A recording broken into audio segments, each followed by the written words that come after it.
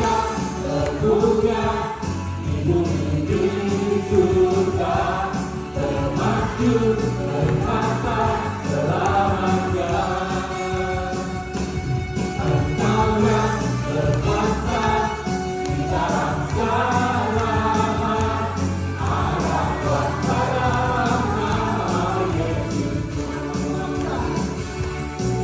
ada kuasa dalam nama Yesus. Ada kuasa dalam nama Yesus.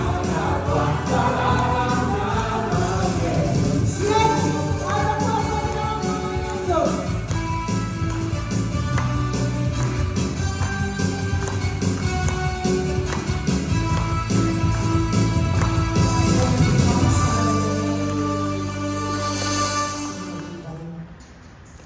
Yang pegang kuasa di dalam nama itu, dia akan selalu menyertai dan dia tidak akan pernah meninggalkan kita.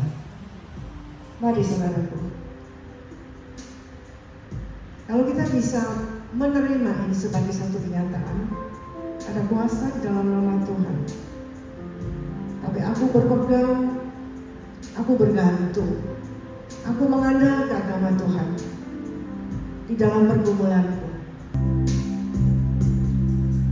Tuhan tak pernah janji langit selalu biru, tetapi Dia berjanji selalu menyertai.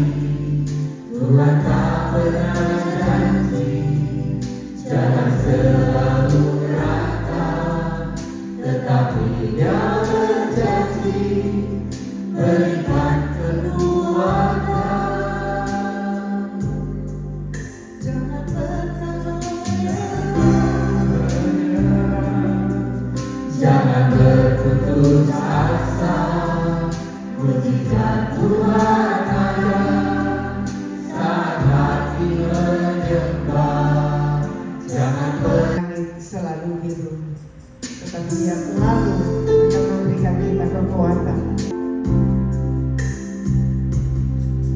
Tuhan tak pernah janji langit selalu biru, tetapi Dia berjanji selalu menyertai. Tuhan tak pernah janji jalan selalu rata, tetapi Dia berjanji memberikan kekuatan. Jangan berputus asa, mujizat Tuhan ada saat hati menyembah. Jangan pernah menyerah, jangan berputus asa, mujizat Tuhan ada bagi yang setia percaya. Kita mau ngangkat ke sana, pindahin ke sana, tapi ini nggak ada akhirnya. Coba bayangin, apa nggak habis tenaganya, terkuras ya? Ini adalah penderitaan yang kekal. Nah, saya membandingkan dengan hidup manusia yang juga kadang-kadang dibilang absurd. Absurd itu nggak jelas atau kadang-kadang sia-sia. Ini saya dapat dulu dari sebuah WA atau internet, saya lupa. Tapi kurang lebih ini menggambarkan hidup kita ya. Terus waktu kita bisa kerja, kita bisa punya duit, punya tenaga, tapi kita nggak punya waktu, sibuk. Kemudian waktu kita tua, kita punya waktu, kita punya uang, tapi kita nggak punya tenaga, karena badannya udah sakit-sakitan, benar apa enggak? Nah, kok gitu ya kan? Orang apalagi bapak-bapak nih ya, dari muda udah kerja keras, banting tulang supaya ngumpulin harta buat nafkah anak, istri, cucu, supaya hari tua bisa menikmati. Toto hari tua sakit, duitnya habis buat berobat. Ya berobat sekarang mahal kan? Kok nggak bisa senang-senang gitu? Jadi apa yang sudah dicari susah payah itu nggak bisa dinikmati. Padahal cita-citanya dulu mau nikmati. Maka ya bermakna lagi. Dulu waktu masih muda, masih bisa merasa memberi sesuatu untuk keluarganya, ya, untuk orang-orang di sekitarnya. Tapi ketika dia sudah tidak dibutuhkan lagi, dia merasa hidupnya udah gak punya makna. Jadi sebenarnya pencarian hidup manusia itu melulu soal makna hidup dia. Sampai kadang-kadang kita nggak tahu apa yang sebenarnya baik untuk diri kita sendiri. Ya, Carlo Acutis, dia kan bilang kan semua orang tuh lahir original, asli jati dirinya dari Allah, tetapi banyak yang meninggal sebagai fotokopi, niru-niru orang lain. Apalagi zaman sekarang tuh ya, sosial media sangat-sangat mempengaruhi hidup kita. Seringkali kita tuh pengen eksis di dunia maya, melakukan apa saja supaya kita itu sepertinya dihargai, punya subscriber banyak, punya follower banyak, lalu kita posting sesuatu itu banyak yang likes. Sampai-sampai banyak sekali di berita kita dengar ada orang macam-macam aneh-aneh tingkahnya, termasuk supir truk. Kemarin kata berita ya, supir truk ugal-ugalan naik mobil truknya dimiring-miringin demi konten. Ada lagi gerombolan anak-anak SD main di dekat rel kereta api, nunggu rel kereta api lewat, terus dia pada saat detik yang sudah dekat dia lompat, yang sangat-sangat membahayakan nyawanya sebenarnya. Tapi itu juga demi konten, kepuasan. Ini seorang filsuf Blaise Pascal yang kita tahu, dia berbicara tentang adanya satu ruang kosong di dalam hati manusia. Gambarnya yang kurang lebih seperti ini, ya, kurang lebih aja ilustrasi. Bahwa dalam hati manusia itu ada sebuah kehampaan yang tidak dapat dipuaskan oleh hal-hal ciptaan apapun, melainkan hanya oleh Allah Sang Pencipta. Merasa hampa kalau kita hanya memenuhinya dari hal-hal duniawi. Ini bukan suatu kesalahan karena salah menciptakan struktur manusia, tetapi sebuah desain Allah, sebuah desain dari Allah, yang mana ini menjadi sebuah undangan agar manusia itu bisa selalu mencari Tuhan, selalu kembali kepada Tuhan, biar Tuhan menjadi tujuan hidupnya. Dan itu hanya bisa ditemukan di kedalaman hati kita. Susah ditemukan. Tapi kalau sudah ditemukan, maka kisahnya itu akan seperti di dalam Matius 13 ini. Perumpamaan tentang harta yang terpendam atau mutiara yang berharga. Pernah dengarkan ceritanya ya? Ketika seseorang itu menemukan mutiara yang terpendam atau harta yang berharga, orang itu apa yang dia lakukan? Dia menjual semua harta miliknya dan hanya membeli ladang itu atau mutiara itu. Artinya yang lain sudah menjadi tidak penting lagi, karena dia sudah menemukan yang berharga. Rata-rata kita nggak langsung menemukan. That's why kita itu hidup susah payah, kita jatuh dalam dosa.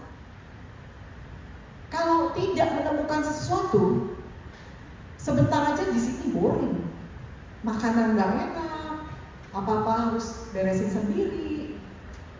Tempat tidur atau kamar juga biasa-biasa aja, lingkungan sekitar nggak ada apa-apa. Masalahnya menemukan Tuhan atau enggak? Kita hidup di kota besar ini kan sulit kadang-kadang mencari keheningan. Sulit dengan dinamika pekerjaan, pelayanan juga kadang-kadang, situasi keluarga, situasi hidup kita nggak bisa bertemu dengan sesuatu yang membuat jiwa kita tenang, bahagia. Padahal kita butuh ketenangan itu, kita butuh kedamaian.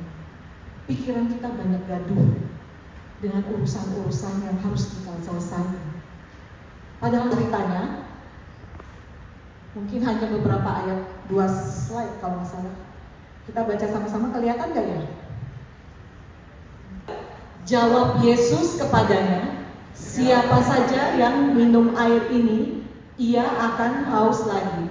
Tetapi siapa yang minum air yang akan kuberikan kepadanya, ia akan menjadi mata air di dalam dirinya, yang terus-menerus memancar sampai pada hidup yang kekal. Semua itu anugerah.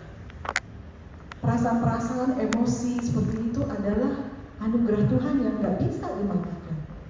Harus disyukuri malah. Tapi yang mungkin belum bisa dibuat adalah bagaimana kamu mengendalikan semua seperti keran, kapan harus dibuka, kapan harus ditutup, kapan harus dikecilin, kapan harus besar. Itu kata Romo. Tapi kenyataannya waktu praktek sulit Bapak Ibu, karena nggak bisa mengingkari diri sendiri ya. Kalau misalnya ada yang muji senang, ada yang perhatikan senang. Nggak semua sih, bukan berarti saya ketemu semua cowok terus saya bisa suka, bukan begitu ya. Tetapi ada nggak tahu kenapa, ada yang tertentu lah. Saya juga nggak tahu, makanya saya nggak tahu diri saya sendiri. Jadi apa yang saya rasa kurang itu saya ketemu pemenuhannya pada saat saya berjumpa dengan Tuhan. Lewat pencurahan Roh Kudus, saat didoakan tuh saya merasakan ada air terjun yang sangat-sangat menentukan hati saya, yang membuat saya sangat dikasihi. Yang keadaan genting seperti itu, kasih Tuhan menyelamatkan saya, kasih Tuhan menemukan saya. Maka pelajarannya adalah bahwa apa yang lemah dalam diri kita, apa yang mungkin membuat kita kadang merasa menderita, rahmat Tuhan bekerja di balik semua. Ayat 9 yuk kita baca sama-sama. 1, 2, 3. Namun jawab Tuhan kepadamu, sebab justru dalam kuasa. Sebab itu aku terlebih suka bermegang atas kelemahanku, supaya kuasa Kristus turun menaungi aku. Waktu terbenam. Kenapa kok penabur itu menaburnya di waktu terbenam? Disitulah nilainya. Penabur ini nggak pernah putus asa dan terus berharap. Dia menabur di mana aja, ya, termasuk nggak pandang cuaca malah ya kalau sedang melihat matahari terbenam ini. Dan ketika sedang menabur tanpa sadar, tetap ada ladang gandum yang sudah siap dituai. Padahal kalau secara teori mungkin ada waktunya. Ya, dalam Yohanes 4 ini maksudnya manusia itu tahu kira-kira berapa lama untuk bisa panen atau menuai benih gitu. Tapi ketika dia menabur tanpa putus asa, sementara dia menabur di belakang sudah ada yang siap dituai. Dan inilah karya Tuhan. Tuhan yang menghidupkan. Dalam ilustrasi ini adalah matahari sebagai pusatnya. Matahari yang memberi penghidupan, dan matahari ini adalah simbol dari Allah.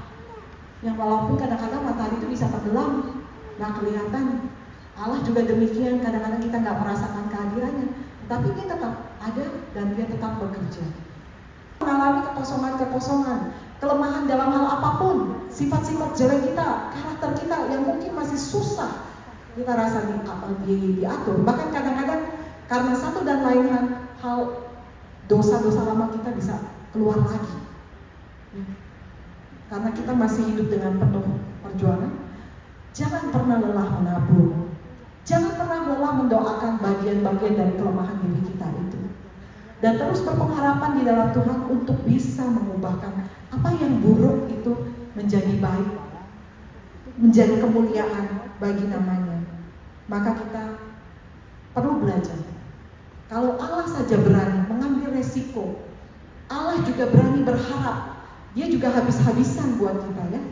Dia penuh harap, dia menabur benih di mana saja, di tanah yang berbatu, di tanah yang berduri, di pinggir jalan. Dia berani mengambil resiko dengan harapan ada satu benih yang tumbuh di tempat-tempat liar atau susah atau tempat-tempat yang bahkan dianggap sudah mati. Dia berani mengambil resiko itu.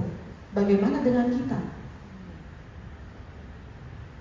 Kita perlu berani juga menanggapi kasih Allah itu. Seperti wanita Samaria, akhirnya dia setelah berjumpa dengan Yesus, dia meninggalkan kendinya ini yang selalu dia ambil, dia selalu cari, itu melambangkan kehausan dia. Dia tinggalkan hidup lama dia dan dia hanya berfokus kepada Tuhan. Sehingga seperti tadi perumpamaan harta terpendam, ketika kita sudah menemukan Tuhan, yang lain menjadi tidak berarti saja cukup. Santo Ignatius Loyola, sebenarnya ada filmnya yang bagus ya, biar bisa menggambarkan bagaimana seorang Santo Ignatius ini dulu bertobat, mengalami pertobatan. Ini adalah doa yang terkenal, yang sering kita nyanyikan pada waktu kita Ekaristi, persembahan, ya, lagu persembahan. Itu dikutip dari doa Santo Ignatius Loyola. Sungguh kami mengucap syukur atas firman-Mu yang kami dengar lewat hamba-Mu Ibu Yuni. Biarlah Tuhan, firman-Mu menjadi kekuatan Tuhan dan juga menerangi jalan hidup kami Tuhan. Pimpinlah kami agar boleh hidup sesuai dengan kehendak-Mu rencana-Mu. Terima kasih Bapak. Berkatilah juga Ibu Yuni dengan setiap pelayanannya, juga berkatilah seluruh keluarganya. Bapak, ini saatnya kami akan memberikan persembahan. Berkatilah setiap tangan yang memberikan dengan ketulusan, dan juga persembahan ini boleh digunakan untuk kemuliaan nama-Mu. Terima kasih Bapak. Di dalam nama Tuhan Yesus kami berdoa. Amin.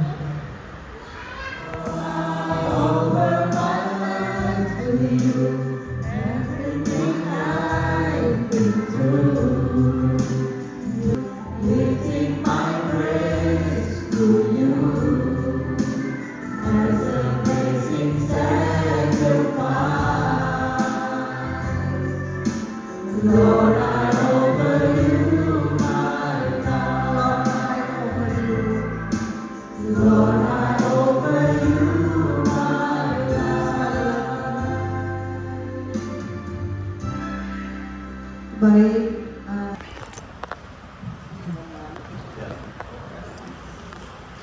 Shalom, selamat malam Bapak Ibu dan saudara-saudara sekalian Tuhan.